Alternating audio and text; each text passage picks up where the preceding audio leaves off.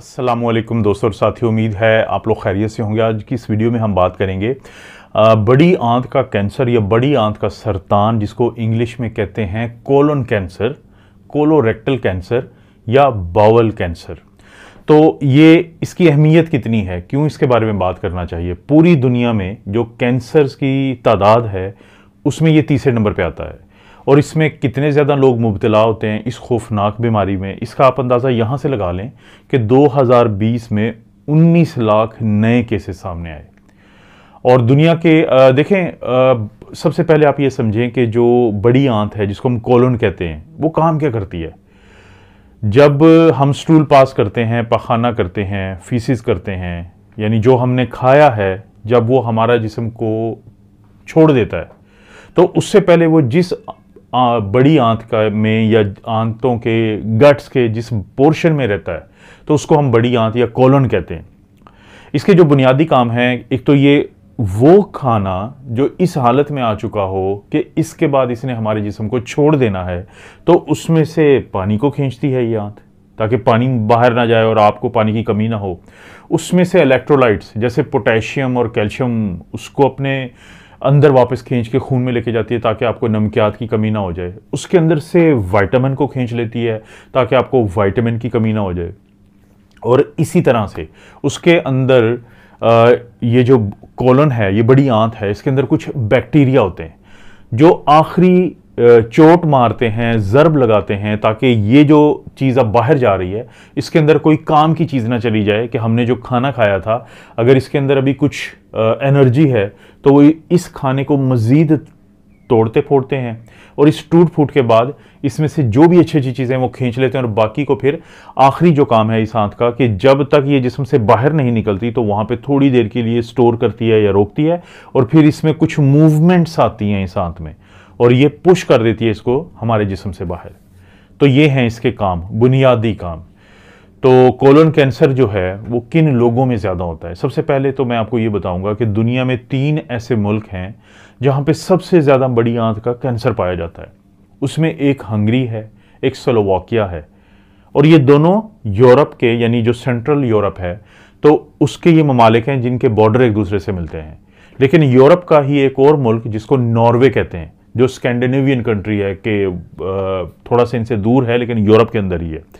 तो ये 3 वो ममालिक हैं जहाँ पे हर 1 लाख में से 40 से ज़्यादा लोग जो हैं उनको बड़ी आंत का कैंसर होता है। इसका मतलब है कि अगर ये इतने करीब करीब ममालिक हैं तो या तो यहाँ पे एक ही किस्म के लोग रहते हैं या उनकी कल्चर, खाने की आदतें, खाने क्या क्या चीज़ें वो खाते हैं वो एक किस्म के हैं या माहौल एक किस्म का है। तो जो बड़ी आंत का कैंसर है वो कुछ लोगों में ज़्यादा होता है और कुछ में कम होता है। इसके कुछ रिस्क फैक्टर हैं। रिस्क फैक्टर उसे हम कहते हैं कि जब किसी भी वजह से या कुछ एक ख़ास काम करने वाले लोगों में एक बीमारी ज़्यादा हो तो हम ये कहते हैं कि ये काम करने वाले लोगों में क्योंकि ये मसला ज़्यादा है तो ये काम क्या है, ये रिस्क फैक्टर है।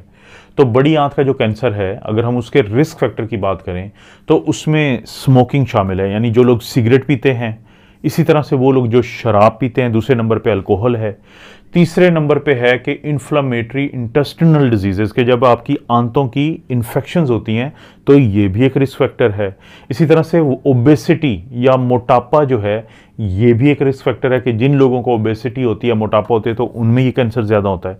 इसी तरह से जिन लोगों की उम्र बढ़ती जाती है तो उनको कोलन का जो कैंसर है उसके होने के चांसेस ज़्यादा होते हैं। इसी तरह से बाज़ ख़ानदान में यानी एक फैमिली हिस्ट्री होती है, जैसे मैंने कहा था कि अगर हंगरी और स्लोवाकिया का बॉर्डर मिलता है और इसी तरह से अगर जो नॉर्वे है वो भी फ़र्ज़ करें कि अगर यूरोप में ही है तो हो सकता है कि ये जीनियाती तौर पे एक दूसरे से मुंसलिक लोग हों। तो फैमिलीज़ के अंदर भी यही देखा गया कि बाज़ का एक फैमिली में अगर किसी को हुआ है कोलन कैंसर तो दूसरों को ज़्यादा चांसेस होते हैं। इसका मतलब है जीनियाती तौर पे भी, जेनेटिकली भी कोई इशू है जिसकी वजह से रिस्क फैक्टर बढ़ जाता है। और इसके बाद सबसे आखिर में अगर हम बात करें तो कुछ लोग जो हैं ऐसे खाने खाने के आदी होते हैं जिसमें फाइबर कम होता है। क्या मतलब है इसका, आपने सेब खाया और आपने या फिर समोसा खाया, दोनों से आपको एनर्जी मिल ही जानी है, दोनों से आपका पेट भर ही जाना है। सेब के अंदर फाइबर है लेकिन समोसा, पकोड़ा, फ्रेंच फ्राइज़ इस तरह की जो मुख्तलिफ चीज़ें हैं, तो उनके अंदर फाइबर बहुत कम होता है। तो कम फाइबर की खुराक अगर लंबे अरसे तक खाई जाए, और ये जो स्मोकिंग की भी बात की, अल्कोहल की बात की है, ये बाकी जितनी भी आदत होती हैं, अगर ये लंबे अरसे तक की जाएँ तो फिर बहुत ज़्यादा चांसेस होते हैं कि लोगों को कोलन कैंसर हो जाता है। तो इनको हम क्या कहते हैं? इनको हम कहते हैं रिस्क फैक्टर कोलन कैंसर के। तो अब हम बात करते हैं उस बारे में जिस पे थंबनेल पे भी आपने पढ़ा कि कैंसर जो होता है बड़ी आंत का, ये कोलन का कैंसर, उसकी अलामात क्या हैं। ये बहुत ज़रूरी है कि अगर ये अलामात आप में, आपके किसी फैमिली मेम्बर में या किसी दोस्त रिश्तेदार में नज़र आती हैं, तो उनको ज़रूर कहें कि वो उस डॉक्टर से रब्ता करें जो इस चीज़ का स्पेशलिस्ट होता है। उसको हम कहते हैं गैस्ट्रोएंट्रोलॉजिस्ट। ये अलामात कौन कौन सी होती हैं? अगर किसी को लंबे अरसे से एक मसला चल रहा है जिसको हम कहते हैं चेंजेस इन बावल हैबिट्स, मसलन कुछ दिनों के लिए कब्ज़ हो जाएगी, कुछ दिनों के लिए लूज मोशन या डायरिया हो जाएगा, तो और ये चीज़ ऑल्टरनेट करती है कि कुछ दिन एक मसला रहता है, कुछ दिन दूसरा मसला रहता है, तो इसको हम कहते हैं changes in the bowel habits. क्योंकि नॉर्मल इंसानों में या वो इंसान जिनको कोई बीमारी नहीं है, तो उनमें तो आमतौर पर ठीक ही काम रहता है, लेकिन किसी में अगर कब्ज़ रहे कुछ दिनों के लिए और फिर कुछ दिनों के लिए अगर लूज मोशन रहे, तो ये जो अलामात में से एक ऐसी अलामत है कि जिसके बाद आपको गैस्ट्रोएंट्रोलॉजिस्ट से, किसी और डॉक्टर के पास जाएंगे, हो सकता है वो आम सी दवाई लिख के भेज दें, लेकिन अगर गैस्ट्रोएंट्रोलॉजिस्ट है वो आपका मुकम्मल मुआयना करने के बाद बताएगा कि हो सकता है ये अलामत आपको किसी ऐसी तरफ इशारा करती है कि जिसमें कोलन कैंसर खुदा न खास्ता हो सकता है। दूसरे नंबर पे है ब्लड इन द स्टूल्स।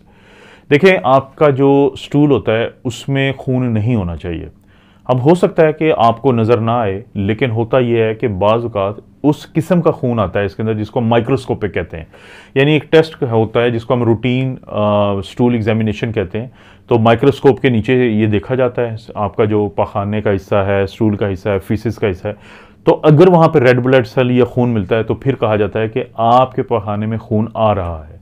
तो वो लोग जिनको स्टूल में ब्लड आए, नज़र आ रहा हो या नज़र ना भी आ रहा हो लेकिन टेस्ट के ऊपर आ जाए, तो उनके लिए भी ज़रूरी है कि वो एक दफ़ा अपने गैस्ट्रोएंट्रोलॉजिस्ट से ज़रूर मशवरा कर लें, क्योंकि ये भी बड़ी अहम अलामत है इस चीज़ की। तीसरे नंबर पे जो है वो है कि एनीमिया। हमें पता है कि अगर मर्दों के अंदर जो हीमोग्लोबिन, जो खून के सुरखली होते हैं रेड ब्लड सेल, उनके अंदर हीमोग्लोबिन होती है, अगर वो 13 ग्राम पर डेसीलीटर से कम हो, या ख़वातीन में 12 या 12.5 ग्राम पर डेसीलीटर से कम हो, तो इसको हम खून की कमी या एनीमिया कहते हैं। वो लोग जिनको बड़े लंबे अरसे से खून की कमी रही हो, तो एक जो वजह होती है वो ये होती है कि जब उनको स्टूल में या पखाना में खून आ रहा हो जो उनको नज़र नहीं आता, तो उसकी वजह से भी खून रसता रहता है, खून की कमी होती है। क्योंकि देखें, जो पखाने के अंदर खून है वो बवासीर की वजह से भी हो सकता है, वो मैदे के अल्सर की वजह से भी हो सकता है, लेकिन एक वजह जो है वो कोलन का कैंसर भी होता है।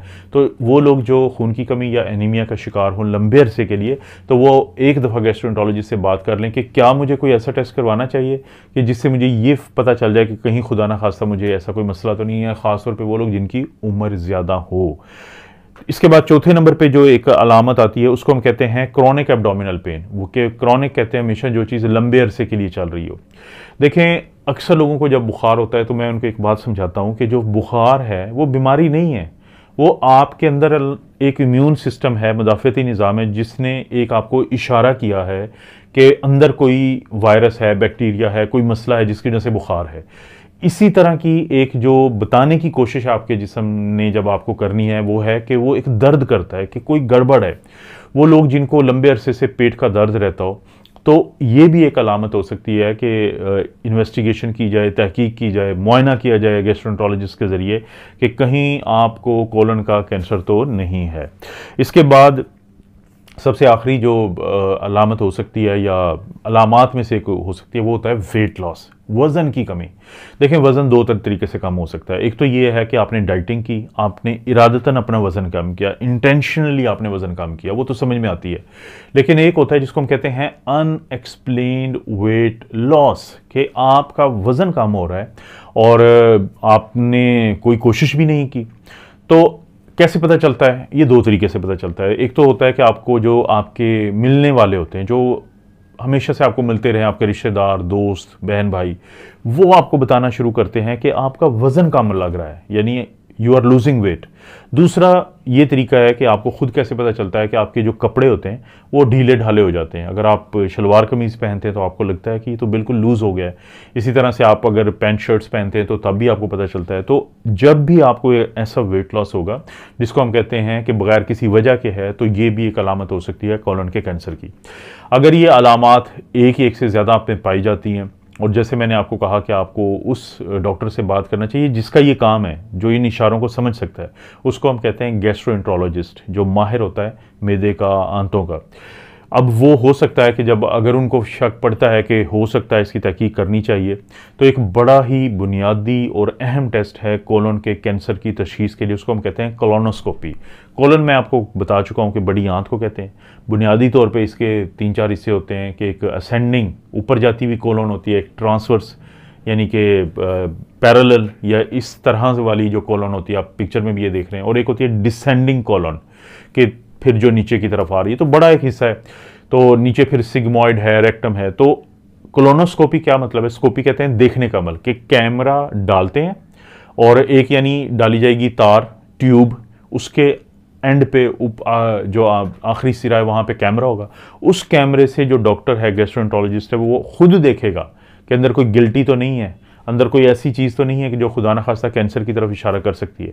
अगर कोई ऐसी चीज़ है तो वो वहाँ से कुछ मवाद एक उसी ट्यूब के अंदर एक छोटी सी एक और तार डाली जाती है जो थोड़ा पीस ले लेती है उस गिल्टी सी जो डॉक्टर को वहाँ पे नज़र आती है। इसको हम कहते हैं बायोप्सी।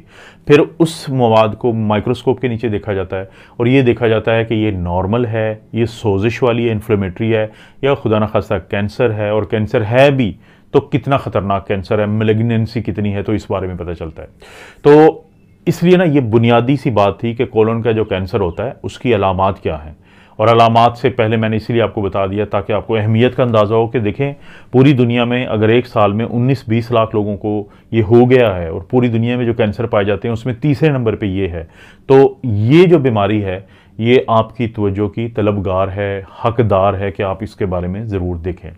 आपको पता है दोस्तों, इस चैनल पर इस तरह की वीडियोस मिलती रहती हैं। वीडियो को लाइक करें, चैनल को सब्सक्राइब करें। कोई भी वीडियो अच्छी लगती है तो दोस्तों रिश्तेदारों से शेयर करने के लिए नीचे शेयर का ऑप्शन है, तो उसको ज़रूर शेयर करें। आप अपना और अपनी फैमिली का ख्याल रखें। अल्लाह ताला आपको और आपकी फैमिली को हर किस्म की बुराई, बीमारी और आजमाइश से महफूज रखे।